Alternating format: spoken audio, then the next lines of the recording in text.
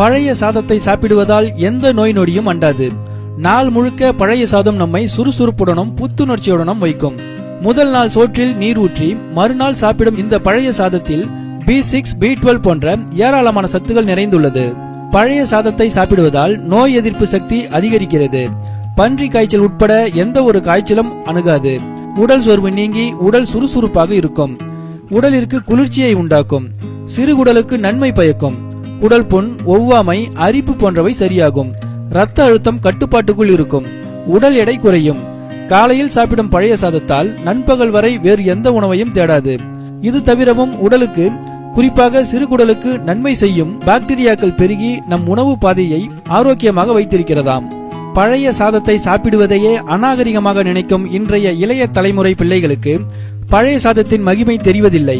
Pizza, burger, பொரித்த உணவுகள் மோசமான உணவுகள் என்று உடலிற்கு தீங்கான விஷயங்களுக்கு காசு கொடுக்கும் பிள்ளைகளுக்கு பழைய சோற்றின் மகிமையை பெற்றோர்கள் சொல்லி வளர்க்க வேண்டும்.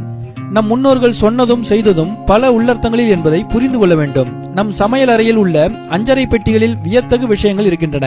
இதனை உங்கள் பாட்டிகளிடம் கேட்டால் தங்கள் அனுபவ அறிவால் எது உடலிற்கு நன்மை பயக்கும் என்பதை விளக்கமாக கூறுவார்கள். பழைய சாதத்தில் கொஞ்சமாய் உப்பிட்டு மோரை கரைத்து வெங்காயம் அல்லது பச்சை மிளகாயுடன் சாப்பிட்டால் கோடை வெயிலிற்கு ஜில்லென்று இருக்கும்.